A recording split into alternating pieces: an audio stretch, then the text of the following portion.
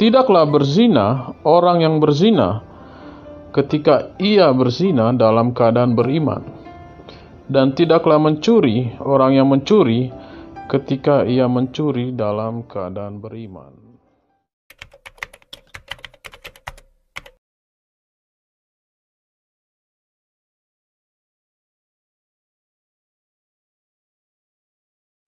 Inilah pemikiran channel Pil Pahit. 1. Jika hadis ini dijalankan, bukankah negara akan hancur? Tidaklah berzina orang yang berzina ketika ia berzina dalam keadaan beriman, dan tidaklah mencuri orang yang mencuri ketika ia mencuri dalam keadaan beriman. Perhatikan kalimat ini. Tidaklah berzina orang yang berzina ketika dia berzina dalam keadaan beriman. Kenapa Rasulullah mengatakan orang beriman tidak dikatakan berzina ketika orang itu berzina? Rasulullah SAW bersabda, jika seseorang itu berzina, maka iman itu keluar dari dirinya, seakan-akan dirinya sedang diliputi oleh gumpalan awan di atas kepalanya. Jika dia lepas dari zina, maka iman itu akan kembali padanya. Di hadis tadi jelas, jika seseorang melakukan zina, maka orang itu sedang tidak punya iman, karena iman lepas daripadanya. Lantas, bagaimana dikatakan orang beriman melakukan zina, sementara dengan zina nyata orang itu melepas imannya? Di mana salahnya perkataan Rasulullah, hai Pil Pahit? Dan apa hubungannya dengan negara bisa hancur?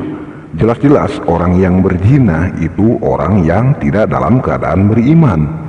Makanya Rasulullah mengatakan tidaklah berzina orang yang berzina dalam keadaan beriman, karena memang tidak ada orang yang beriman melakukan zina. Pemikiran 2 channel Pil Pahit. Jika orang tidak merasa berdosa melakukan zina, membunuh, mencuri, dan dosa lain, yang penting dalam keadaan beriman, bagaimana orang bisa bertaubat jika itu bukan dosa? Tunggu dulu. Pil Pahit mengatakan zina, membunuh, mencuri bukan dosa. Keterangan dari mana itu? Dan siapa orangnya yang merasa tidak berdosa melakukan perbuatan itu? Itulah kesimpulan jika orang gagal memahami hadis untuk bahan kebencian. Padahal jelas dalam hadis yang dia tunjukkan, Rasulullah mengatakan tidaklah berzina orang berzina ketika berzina dalam keadaan iman. Karena orang yang berzina jelas dia tidak beriman, karena iman lepas daripada orang itu. Jadi mana ada orang dalam keadaan beriman melakukan zina? Dan ingat Pil Pahit, orang beriman tentu tahu apa yang diimaninya, dan tidak mungkin mengatakan zina, membunuh, dan mencuri bukan dosa. Karena dalam keimanannya sangat jelas perbuatan-perbuatan itu adalah dosa. Dan orang beriman akan menjauhi perbuatan itu seperti hal berikut. 1. Membunuh, ancamannya jelas. Diwajibkan atas kamu untuk melaksanakan kisos berkenaan dengan orang-orang yang dibunuh.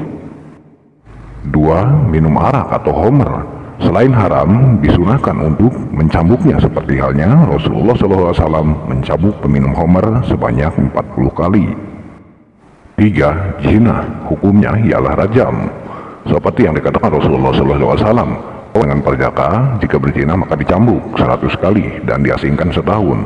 Duda dengan janda jika berzina maka dicambuk 100 kali dan dirajam. Hadis riwayat Muslim. Bagaimana ada hukuman jika perbuatan itu bukan dosa, wahai Pil Pahit? Dan bayangkan jika hukum tersebut ditegakkan di negara ini.